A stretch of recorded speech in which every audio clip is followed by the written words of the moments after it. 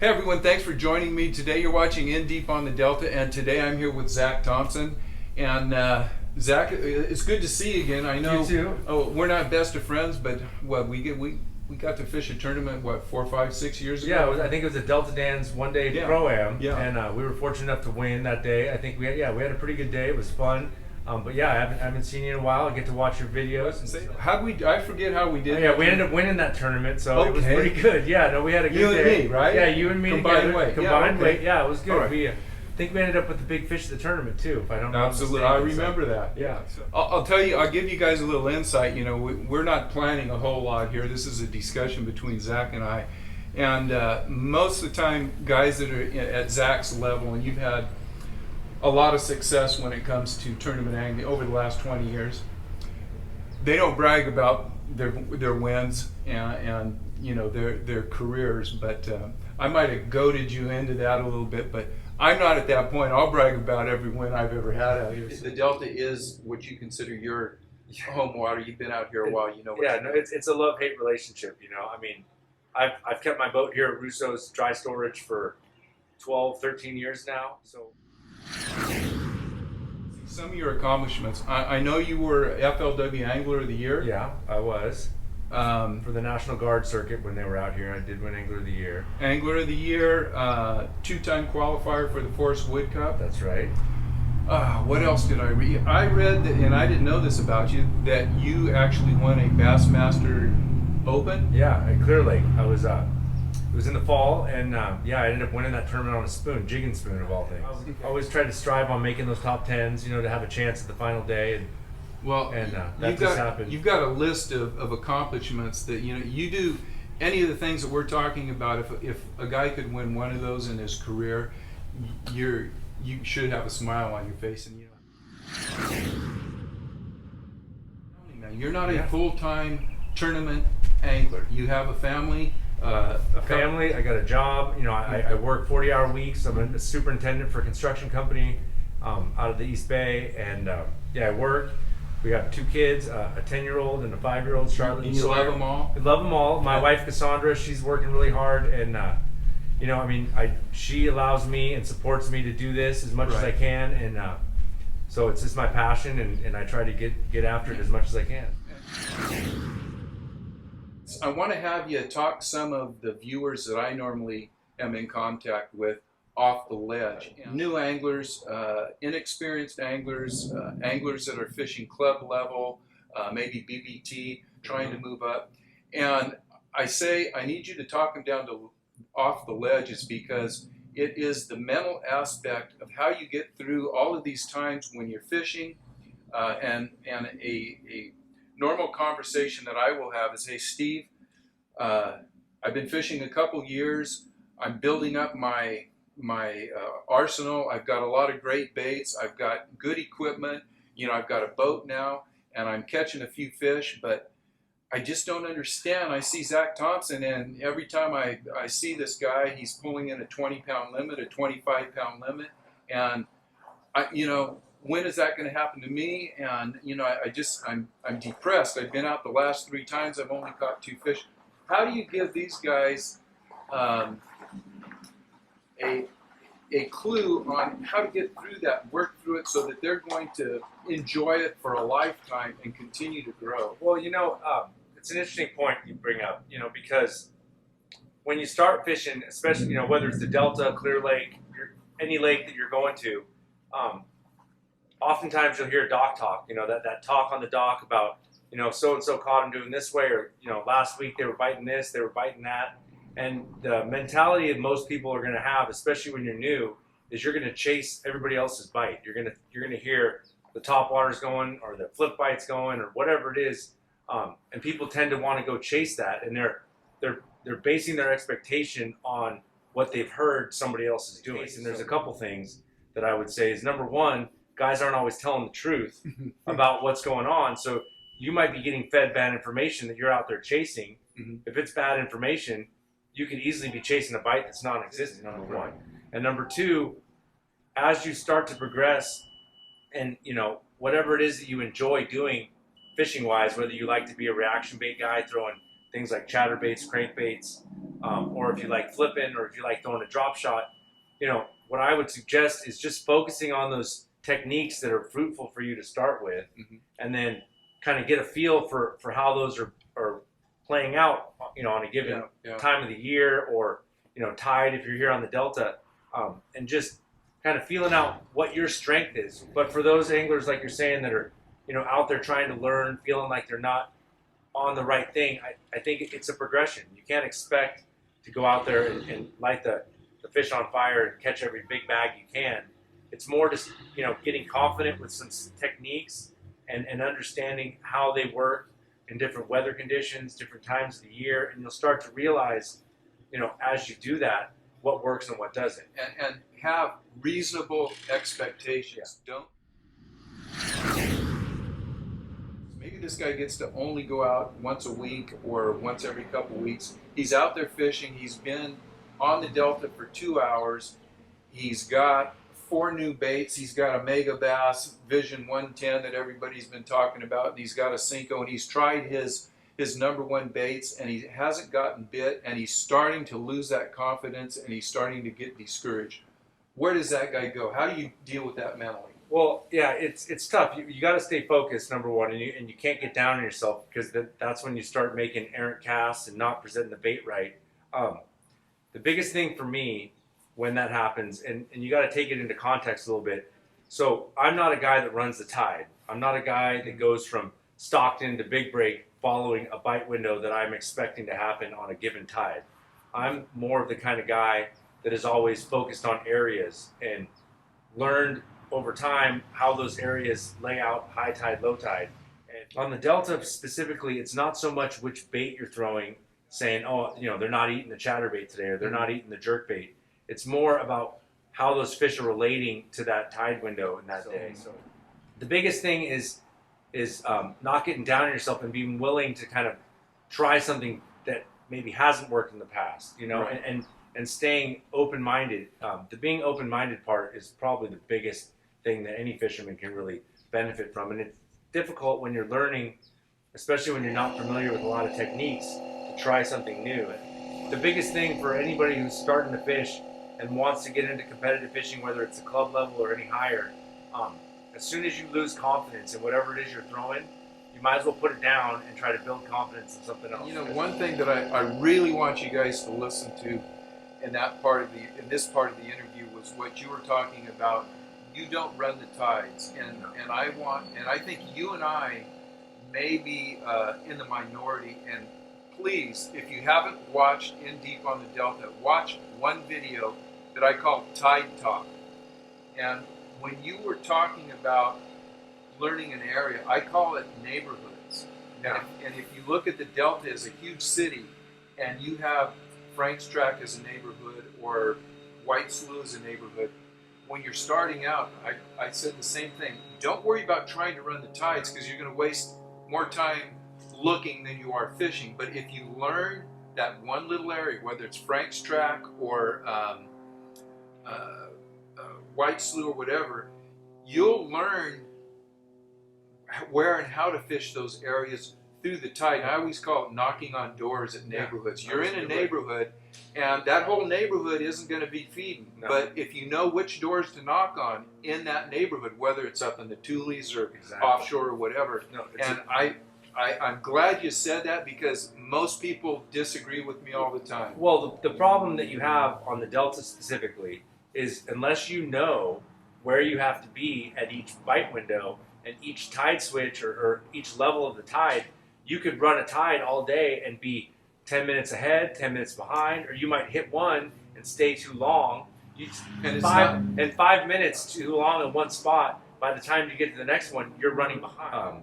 Any area in the Delta, for that matter, they don't only feed on a high tide or a high switch or a low switch, or there's fish feeding at different levels and different areas throughout those tides. So unless you stay there and figure it out how you want to fish it and what's productive or not, you have no way. I've always recommended, pick a few areas, spend, if you go out on a trip on, this Saturday and then you go out next Saturday, you're going to have 2 opposite tides.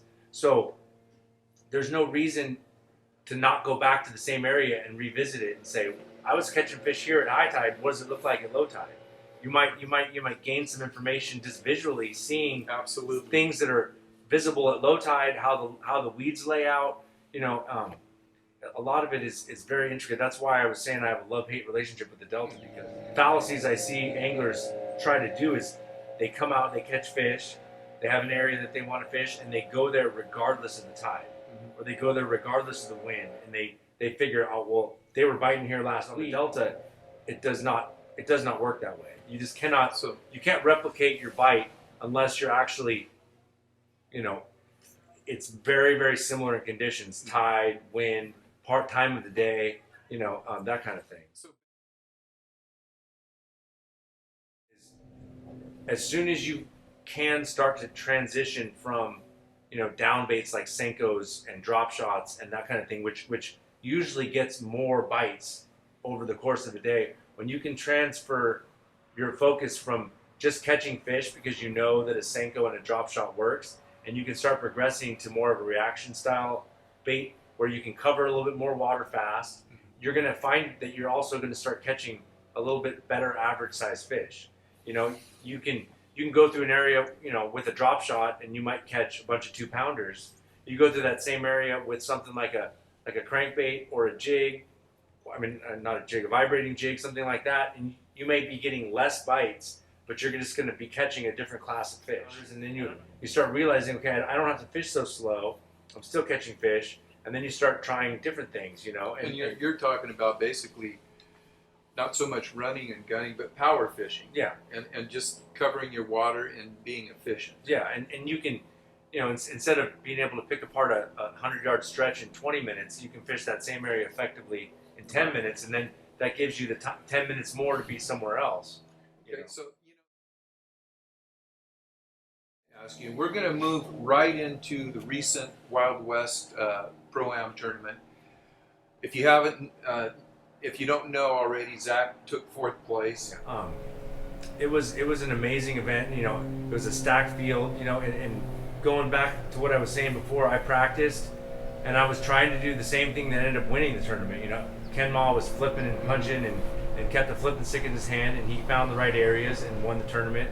It was, you know, but I was only 2.5 pounds off winning that tournament, and so I practiced the flipping program, and I went to areas that I expected to catch fish in the fall, and I just didn't get on a consistent enough bite to really feel like that's what I needed to chase. So I flipped it 180, and, you know, to be honest, the majority of my fish came on something like this, just like an underspin in a couple different sizes, a jerk bait, which I've been catching a lot of fish on, and you can see how beat up that one is.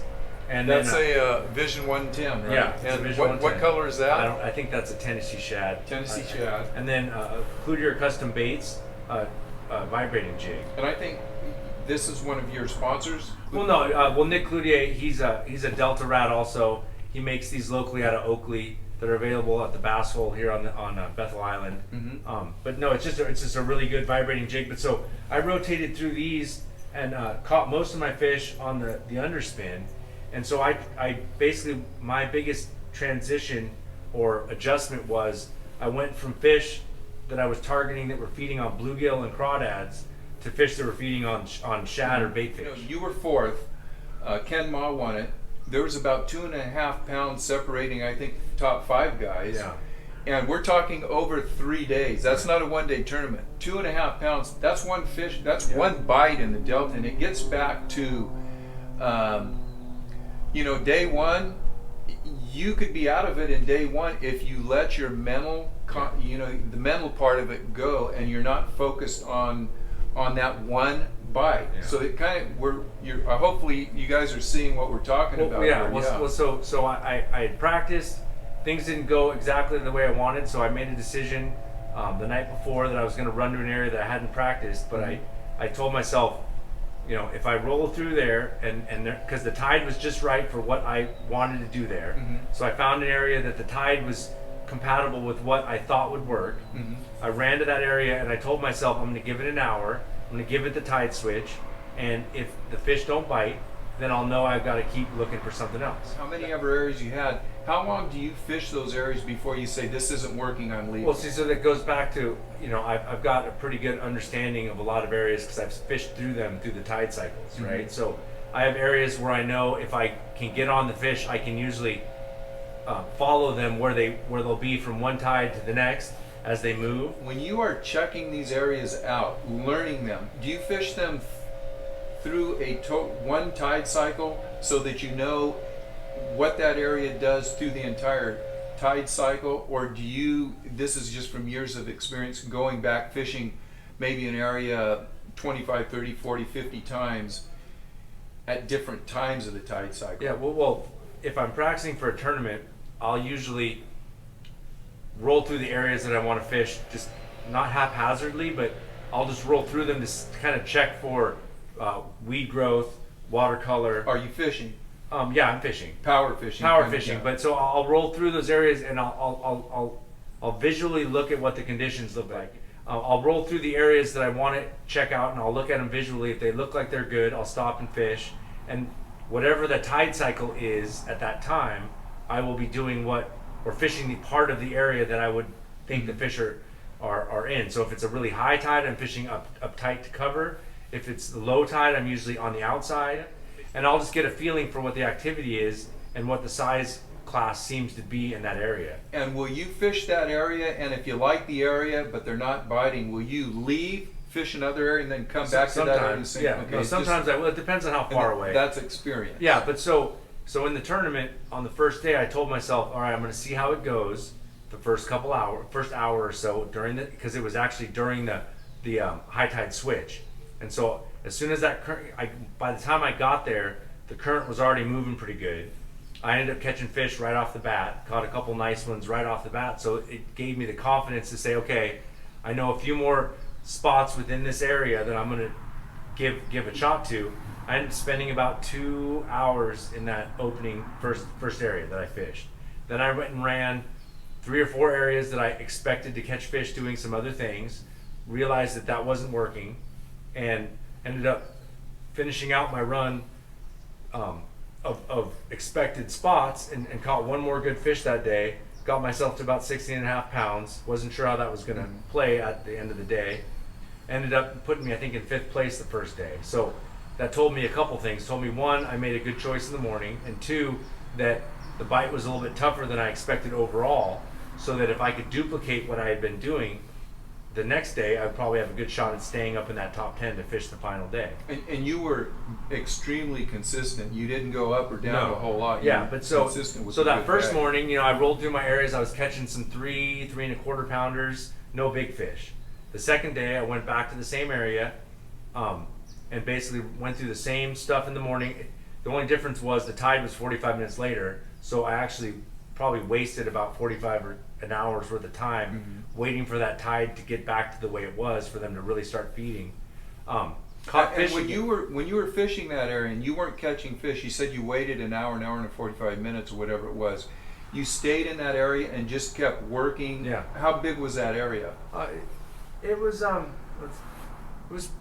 it's a pretty good size set of areas, and a couple different canals come through there. So it was probably a half-mile radius or so. Okay. So it was a pretty big area. No, it wasn't one little spot, but right. So and I wanted to see the second day also if they were going to bite a little bit earlier in the tide, or if it was really tide related. And it ended up being really tide related in that area. So the second day I caught had a limit pretty early, but they weren't the same quality size fish. Instead of being 3 pounders, they were 2 pounders.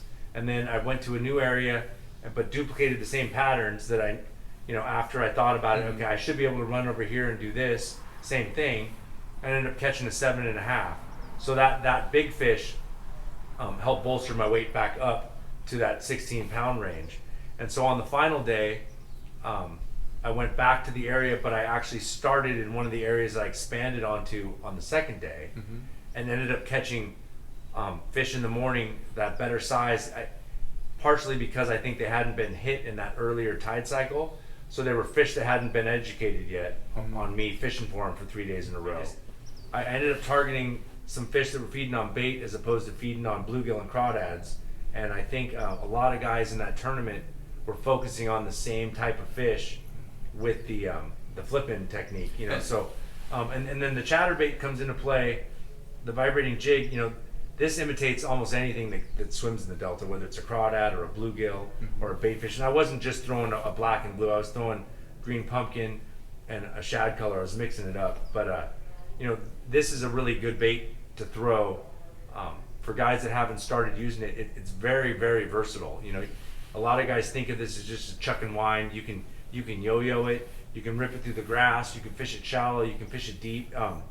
So it's you know, it's a, I love them. Yeah, it's a bait that, you know, a lot of guys talk about, but not a lot of guys talk about how they use it, and it's so versatile. The jerk bait right now, for anybody who's fishing out here in the fall, you know, you can get on schools and schools of 8 to 10 inch fish and just catch small one after small one. But my take on that is there's not only small fish in any one area in the Delta.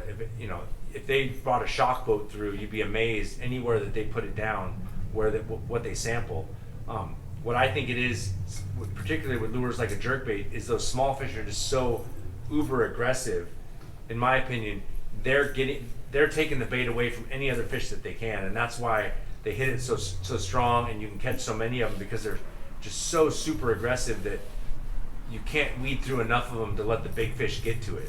Whereas when you throw something like a vibrating jig, you know, or a larger bait like this, you're not going to get as many. And this isn't that large of a bait, but when you're talking about catching 8 or 9 inch fish, you know, this is going to deter a lot of them from eating it, to where it'll give that bigger fish an opportunity to bite it.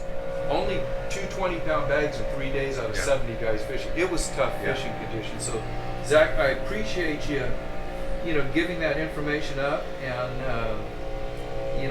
again, I got to congratulate you on that 4th place finish. I know you would have liked to win, but man, that was a brutal lineup that you fished against. And you've got some people that are helping you out stay in the game, I take it. Is there anybody you want to give a shout out to while you're out here? I know it's not cheap staying in this game. No, and, if the DCR propeller in Citrus Heights, Frank Carone there does a lot of mechanic work. He'll do anything he needs on props. He's actually got a good amount of props in stock, which right now is kind of saying a lot because there's just been shortages here and there. So make sure if you need a prop fixed or you need some mechanic work or some electronics installed, Frank at DCR Propeller in Citrus Heights can take care of you. And then, like I said, Nick Cloutier makes some awesome vibrating jigs. I gotta say thanks to Delta Rat, Britton Wiggins. There's a following out here. We call ourselves Delta Rats. I know you've heard that term before. But so he has a clothing line that I like to support. Well, hey, you know what? I think that about covers it. I mean, I appreciate you being out here and sharing your information. Maybe we'll get a chance to go fishing sometime, and great. I'll show you how to win some more tournaments. And guys, that's it. Make sure you check out Zach on his website. He has a website. So just find me on Facebook, Zack Thompson. Also bassangler_CA on Instagram. And I try to post photos, little videos, and that kind of thing. Just keep people updated on how the tournaments are going. So you guys know Zach now. You know he's a nice guy. And you know what? I got to say one more thing. My co-angler. Yeah, that's what I was going to bring up. My co-angler won the Pro-Am TOC out of the back of the boat. And I want to give a big shout out to Gary for winning. And I want to say also, he watched me catch fish for about an hour in the morning. And he had the exact same setup, the exact same bait. He could have thrown the exact same thing. And he told me, he said, you know what? If I'm going to win this tournament, I got to fish for my own fish. I'm not going to catch the fish behind you. And so what he did was he rotated through some of his confidence baits, and he kept himself mentally focused all day, to where he didn't just let himself get down to where this guy's catching all the fish, I'm not going to catch any. And that's a hard thing to keep yourself from doing, but he did that, and he weathered through the morning of me catching fish after fish. And when it got a little bit slow for me, and I didn't make any adjustments because I was still catching fish, just not as fast. He picked up a nice fish here, a nice fish there. Ended up catching one about 6 pounds, and that's what did it. But He won a $50,000 boat. Yeah. There's a whole lot of advice. So if you can get 10% of it, I guarantee you, you'll catch more fish. So Zach, thanks a lot. Let's do it again sometime. Absolutely, And, absolutely. good luck, with the Apex Tour next year, along with Wild West. I've been fishing the team. I know you didn't fish the team. Not this last year, but next year, yeah. Maybe we'll see you on the water sometime. Absolutely. Good luck next year, and thanks again. Thank you. See you guys at the next video.